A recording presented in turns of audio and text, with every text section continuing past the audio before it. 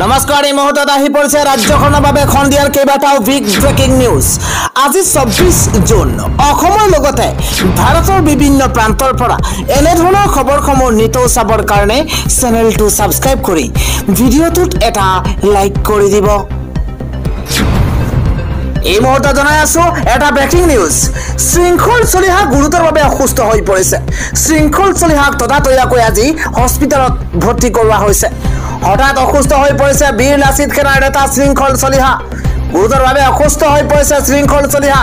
ততাতৈয়াকৈ এখন চিকিৎসালয়ত ব্যক্তিগত চিকিৎসালয়ত ভৰ্তি কৰোৱা হৈছে। বিগত 7 দিন SK পেট্ৰল কাৰ্যালয়ৰ সন্মুখতে প্ৰতিবাদ কৰিছিল শৃংখল চলিহাই আৰু তাৰ পাছতে অসুস্থ হৈ পৰিছে। বৰ্তমান শিৱসাগৰৰ ব্যক্তিগত নাৰ্ছিং হোমত ভৰ্তি কৰোৱা হৈছে শৃংখল চলিহাক। আন এটা খবৰ হৈছে পাকিস্তানী আৰু বাংলাদেশী ফেচবুক একাউণ্টেৰে ভৰি পৰিছে অসম। মন্তব্য কৰিছে ৰাজ্যৰ মুখ্যমন্ত্ৰী হিমন্ত বিশ্ব শৰ্মাই। এবাৰ 2000 নহয়, মোৰ চকুত পৰিছে পাকিস্তানী আৰু বাংলাদেশী 4000 ফেচবুক একাউণ্ট। এই মুহূৰ্তত জনাই আছো বিগ নিউজ। পাকিস্তান আৰু বাংলাদেশৰ পৰা নিয়ন্ত্ৰিত ফেচবুক একাউণ্টেৰে ভৰি পৰিছে অসম। গৌৰৱ গগৈ অসমত ঘূৰি যি কৰে কৰক, কব লগা মোৰ একো নাই, কিন্তু পাকিস্তান বাংলাদেশৰ কাৰণে কৰিলে কব লগা বহুত আছে। ফেচবুকত বৃদ্ধি পাইছে পাকিস্তানী বাংলাদেশীৰ সমৰ্থক। 2000 নহয়, এই পৰ্যন্ত 4000 একাউণ্ট মোৰ চকুত পৰিছে বুলি মন্তব্য মুখ্যমন্ত্ৰী হিমন্ত বিশ্ব শৰ্মাৰ। এইসমূহৰ ওপৰত মই ব্যৱস্থা ল'ম, তদন্ত কৰা হ'ব। গৌৰৱ গগৈক লৈ সোধা প্ৰশ্নত মুখ্যমন্ত্ৰীৰ বিস্ফোৰক মন্তব্য। পাকিস্তান আৰু বাংলাদেশৰ পৰা নিয়ন্ত্ৰিত ফেচবুক একাউণ্টৰে ভৰি পৰিছে অসম। আন এটা খবৰ হৈছে এইবাৰ উৰ্পদ বিল আৰু কৰ্মী বিলতো বৃহৎ উচ্ছেদ অভিযান হ'ব। হাছিলা বিলত উপস্থিত হৈ ৰাজ্যৰ মুখ্যমন্ত্ৰী হিমন্ত বিশ্ব শৰ্মাই বৃহৎ ঘোষণা কৰিছে। এই মুহূৰ্তত এটা বিগ ব্ৰেকিং নিউজ জনোৱাৰ চেষ্টা কৰিছে। এইবাৰ গোৱালপাৰাৰ হাছিলা বিলৰ উচ্ছেদক লৈ মুখ্যমন্ত্ৰী হিমন্ত বিশ্ব শৰ্মাই বৃহৎ ঘোষণা কৰিছে। হাছিলা বিলৰ পাছত এইবাৰ উৰ্পদ বিল আৰু কৰ্মী বিলতো হ'ব উচ্ছেদ অভিযান। ম্যাদী পট্টা থকা লোককো আইনী প্ৰক্ৰিয়াৰে আঁতৰোৱা হ'ব বিল দুখনৰ পৰা। ছেটেলাইট মেপ চালে গম পায় যে হাছিলা বিলত থকা মানুহবোৰ নতুনকৈ অহা 10-15 বছৰ আগত ঘৰ সাজি এইসকলে হাছিলা বিল দখল কৰিছিল। মুখ্যমন্ত্ৰীগৰাকীয়ে মন্তব্য কৰিছে, কেৱল সিমানেই নহয়, য'ৰ পৰা আহি ইয়াত দখল কৰিছে তাতেই আমি সংস্থাপনৰ ব্যৱস্থা কৰিম। এটা বিগ নিউজ জনোৱাৰ চেষ্টা কৰিছো। আমি কোনো মানুহ বা কাকো লক্ষ্য কৰি লোৱা নাই। কেৱল হাছিলা বিল বেদখল মুক্ত কৰিবলৈহে চৰকাৰে উচ্ছেদ কৰিছে। প্ৰকৃত দখল কৰি কাকো কতো থাকিব দিয়া নহ'ব। কোনোবা ৰাজনীতি কৰা মানুহে ভোটৰ কাৰণে এইসকলক ইয়াত সংস্থাপন দিছে।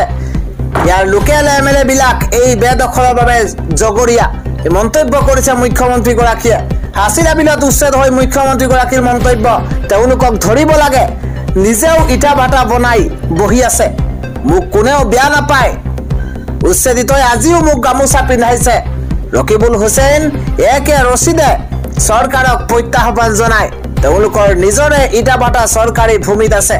গোৱালপাৰাৰ হাছিলা বিলত উপস্থিত হৈ ৰাজ্যৰ মুখ্যমন্ত্ৰী হিমন্ত বিশ্ব শৰ্মাই এইদৰে ডাঙৰ মন্তব্য কৰা পৰিলক্ষিত হৈছে।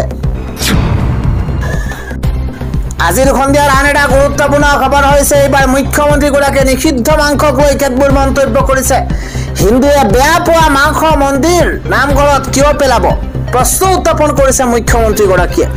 মুখ্যমন্ত্ৰীগৰাকীয়ে কৈছে যে নিষিদ্ধ মাংস ওলাই থকা বিজনেছ এতিয়া বন্ধ কৰি পেলাম। হিন্দুৱে বেয়া পোৱা মাংস মন্দিৰ নামঘৰত কিয় পেলাব, প্ৰশ্ন উত্থাপন কৰিছে। নিষিদ্ধ মাংস ওলাই থকা বিজনেছ বন্ধ কৰি পেলাম মই। হিন্দুৱে বেয়া পোৱা মাংসও আছে, মুছলমানে বেয়া পোৱা মাংস আছে। এইবিলাক যুদ্ধ কৰি লাভ নাই। গো মাংসৰ ঠাইত থাকিব দিব লাগে। গাহৰি মাংসৰ ঠাইত থাকিবলৈ দিব লাগে। সকলো নিৰামিষভোজী হৈ থাকিব লাগে। নিৰামিষভোজী হৈ থাকিলে স্বাস্থ্যও ভালে থাকে। এই মন্তব্য মুখ্যমন্ত্ৰী হিমন্ত বিশ্ব শৰ্মাৰ। আজিৰ সন্ধিয়াৰ আন এটা ডাঙৰ খবৰ হৈছে এইবাৰ জীৱনদায়িনী ঔষধৰ মূল্য ইমানেই বৃদ্ধি পাইছে যে জনতাৰ মূৰত ৰাম টাঙন খুদাইছে।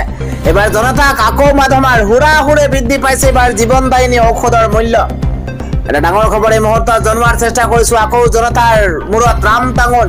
নিত্য প্ৰয়োজনীয় ঔষধৰ অভাৱনীয় মূল্য বৃদ্ধি পাইছে। জীৱনদায়িনী ঔষধৰ লগতে শিশুৰ খাদ্যৰ বৃদ্ধি হৈছে দাম। এটা বিগ নিউজ জনোৱাৰ চেষ্টা কৰিছো। মধুমেহ বৃক্কজনিত ৰোগত আক্ৰান্তসকলে অধিক দামত কিনিব লাগিব এতিয়া ঔষধ। প্ৰায় প্ৰতিটো ঔষধৰ প্ৰায় 40 টকা পৰ্যন্ত বৃদ্ধি হৈছে মূল্য। ডাঙৰ খবৰ এই মুহূৰ্তত জনোৱাৰ চেষ্টা কৰিছো। বিষ গেছৰ ঔষধ, এন্টিবায়োটিক, এলাৰ্জিৰ ঔষধৰ মূল্য বৃদ্ধি পাইছে। পেইন কিলাৰ জেৰাডল পি অভাৱনীয় মূল্য বৃদ্ধি পাইছে। যিটো নিত্য প্ৰয়োজনীয় ঔষধ সকলোৱে কিনে, পেইন কিলাৰ জেৰাডল পি অভাৱনীয় মূল্য বৃদ্ধি পাইছে। কেৱল জুন মাহতেই 118 টকাৰ জেৰাডল পিৰ দাম বৃদ্ধি পাই 139 টকা হৈছেগৈ। ডাঙৰ খবৰ জনোৱাৰ চেষ্টা কৰিছো। শিশুৰ বাবে প্ৰয়োজনীয় খাদ্যটো দাম বৃদ্ধি পাইছে বজাৰত।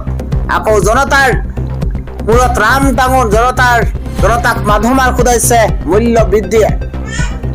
পৰৱৰ্তী খবৰটো হৈছে মিছলীয়া হৈ পৰিছে ডনাল্ড ট্ৰাম্প। 19টাকৈ মিছাইলেৰে ইজৰাইলত আক্ৰমণ কৰিছে এইবাৰ ইৰাণে।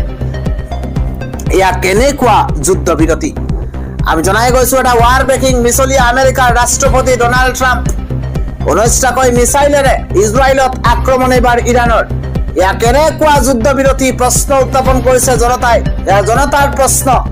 ট্ৰাম্পে যুদ্ধ বিৰতি ঘোষণা কৰাৰ এঘণ্টাৰ পিছতে ইৰাণৰ ভয়ংকৰ মিছাইল এটেক। 19টাকৈ মিছাইলেৰে ভয়ংকৰ আক্ৰমণ কৰিছে ইৰাণে।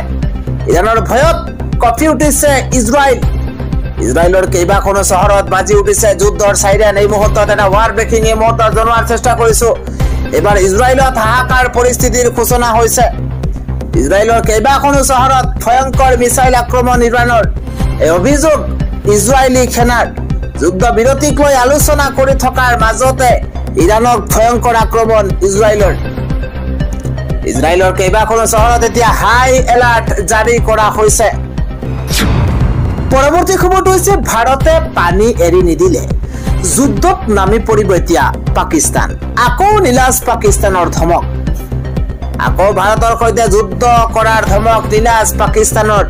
আমি জনাই গৈছো এটা বিগ ব্ৰেকিং নিউজ ডাঙৰ খবৰ। ভাৰতে পাকিস্তানলৈ পানী এৰি নিদিলে পাকিস্তানে কৰিব যুদ্ধ। পাকিস্তানৰ প্ৰাক্তন বৈদেশিক মন্ত্ৰী বিলৱাল ভুট্টোৰ মন্তব্যক লৈ এতিয়া দেশজুৰি চৰ্চা অব্যাহত আছে। ভাৰতক ভাবুকি দি আকৌ যুদ্ধৰ প্ৰসংগ টানি আনিছে পাকিস্তানে। যুদ্ধত বাৰে হাৰিও চৰিত্ৰ সলনি হোৱা নাই পাকিস্তানৰ।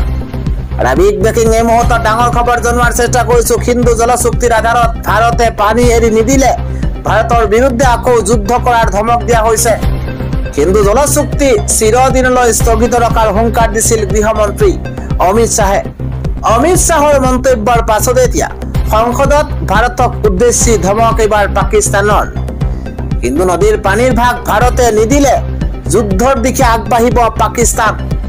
যুদ্ধত বাৰে হাৰিও চৰিত্ৰ সলনি হোৱা নাই পাকিস্তানৰ। পৰৱৰ্তী খবৰটো হৈছে গ্ৰেপ্তাৰ এইবাৰ সংখ্যালঘুৰ এটা মুছাব্বিৰক বিনা চৰ্তে মুকলি কৰি দিয়াৰ দাবীত এতিয়া থানাৰ সন্মুখত প্ৰতিবাদ সাব্যস্ত কৰা হৈছে। এই মুহূৰ্তত জনাই আছো বিগ ব্ৰেকিং নিউজ। হাততে হেণ্ডকাফ লগাই লৈ যোৱা হৈছে সংখ্যালঘুৰ এটা মুছাব্বিৰ আলী আহমেদক। ডাঙৰ খবৰ এই মুহূৰ্তত জনোৱাৰ চেষ্টা কৰিছো। মুছাব্বিৰক গ্ৰেপ্তাৰক লৈ হুজাই থানাৰ সন্মুখতে সংখ্যালঘু সংগ্ৰাম পৰিষদৰ তীব্ৰ প্ৰতিবাদ। বিনা চৰ্তে মুক্তি দিয়ক মুছাব্বিৰক যদি গ্ৰেপ্তাৰ কৰা হয় তেন্তে কিয় গ্ৰেপ্তাৰ কৰা নাই বিজেপি নেতা হাবিব মহম্মদ চৌধুৰী? প্ৰশ্ন উত্থাপন হৈছে। মুছাব্বিৰ যদি দোষী হাবিব মহম্মদ চৌধুৰী সমানেই দোষী। ক্ষোভ প্ৰকাশ কৰিছে অসম সংখ্যালঘু সংগ্ৰাম পৰিষদে। পৰৱৰ্তী খবৰটো হৈছে সদৌ অসম ছাত্ৰ সন্থাৰ মুখ্য উপদেষ্টা ডক্টৰ সমুজ্জ্বল কুমাৰ ভট্টাচাৰ্যৰ মাতৃ বীণা ভট্টাচাৰ্যৰ আজি দেহাৱসান ঘটিছে। বাৰ্ধক্যজনিত কাৰণত নিজ বাসভৱনতেই 95 বছৰ বয়সতে ইহলীলাক সম্পন্ন কৰিছে সদৌ অসম ছাত্ৰ সন্থাৰ মুখ্য উপদেষ্টা ডক্টৰ সমুজ্জ্বল কুমাৰ ভট্টাচাৰ্যৰ মাতৃ বীণা ভট্টাচাৰ্যই। আজিৰ পৰৱৰ্তী আন এটা বিগ ব্ৰেকিং নিউজ হৈছে এবাৰ উচ্ছেদিতৰ গাত কোনো দুখ নাই ৰাজনীতি কৰা মানুহে মাতি আনিছে বিধায়কৰ সম্পত্তিটো চলিব এতিয়া উচ্ছেদ গোৱালপাৰাৰ উচ্ছেদক লৈ মুখ্যমন্ত্ৰীৰ মহাবিস্ফোৰক মন্তব্য মুখ্যমন্ত্ৰীগৰাকীয়ে কৈছে বেদখল কৰা মানুহখিনিক দুখ দি কোনো ধৰণৰ লাভ নাই বেদখল কৰা মানুহখিনিক দুখ দি কোনো ধৰণৰ লাভ নহব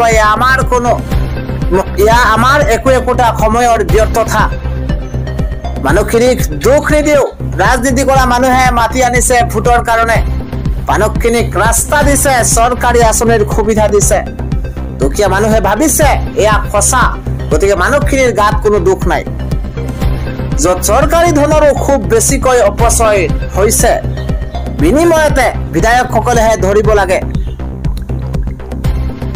ডাঙৰ খবৰ জনোৱাৰ চেষ্টা কৰিছো বিধায়কৰ চৰকাৰী মাটিত ইটা ভাটা বনাই বহি আছে ইতিমধ্যে আমি জনাইছো এই মন্তব্য মুখ্যমন্ত্ৰীগৰাকীয়ে নিমিষতে তেওঁলোকৰ উচ্ছেদ হ'ব লাগে